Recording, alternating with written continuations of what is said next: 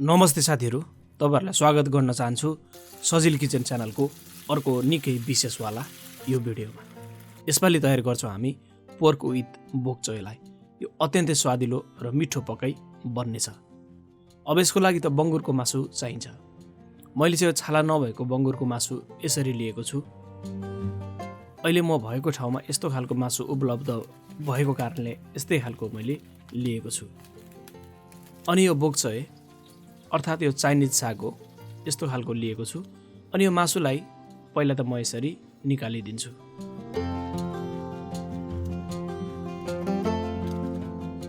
त्यसपछि यो मासुलाई स्लाइस हुने तरिकाले लाम्चो तरिकाले यसरी काटिदिन्छौँ।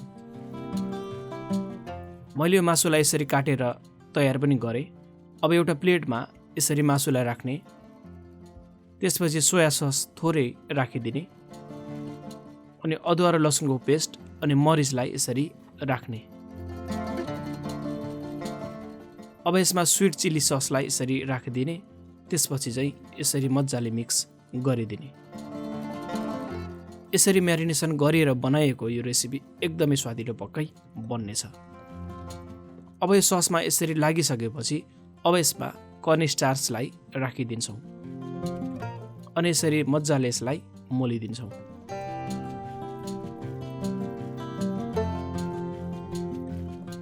अब यसलाई 30 मिनेट जति यत्तिकै म्यारिनेसन हुनको लागि छोडिदिने अनि एउटा प्यानमा तेललाई राख्ने। तेल तातिएपछि यसरी हल्का फिजाइदिने। अब यसमा बङ्गुरको मासुलाई राखिदिने। राम्ररी पहिला यसलाई फ्राई गरिदिनुपर्छ। अब एक साइड यसरी फ्राई हुन थालेको छ अनि यसलाई यसरी मिलाउँदै पनि रहने अनि अर्को साइडलाई यसरी पल्टाएर तयार गरिदिने। अब स्वाद अनुसारको नुनलाई राखिदिने अनि मिलाइदिने।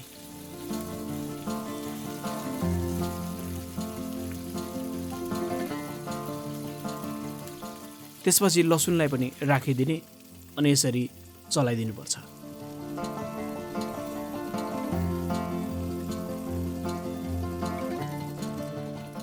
यसमा खासै स्पाइसहरू नराखिकन यसरी तयार गर्न खोजिएको छ।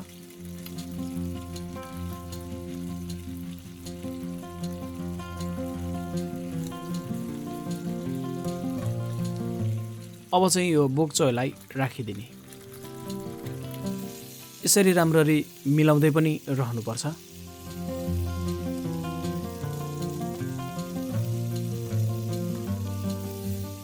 फरक स्वाद पक्कै पनि आजको यो रेसिपीसँग रहनेछ।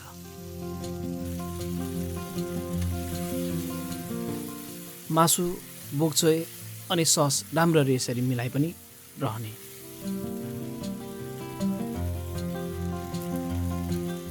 अब यसरी पाक्न थाली पनि रहेको छ। बीचबीचमा यसलाई यसरी चलाउँदै तयार पनि गर्दै रहनुपर्छ। आजको रेसिपी कस्तो लागिरहेको छ कमेन्ट गर्नलाई नभुल्नुहोला। अब यतिको भइसकेपछि थोरै तातो पानीलाई राखिदिने अनि यसरी चलाइदिनुपर्छ। बाक्लो खालको ससमा यो बन्ने हुनाले एकदमै मजाको स्वाद पक्कै रहनेछ। र यसरी तयार पनि अब लगभग हुन पनि थालिसकेको छ।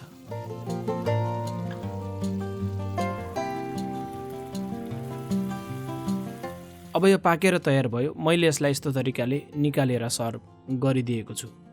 यो प्लेटमा यो सँगै सस पनि राखेर सर्भ गरिदिने। एकदमै स्वादिलो पक्कै रहनेछ। बनाएर खानलाई पक्कै नभुल्नुहोला। फेरि भेट्नेछौँ अर्को भिडियोमा। तबसम्मलाई नमस्ते।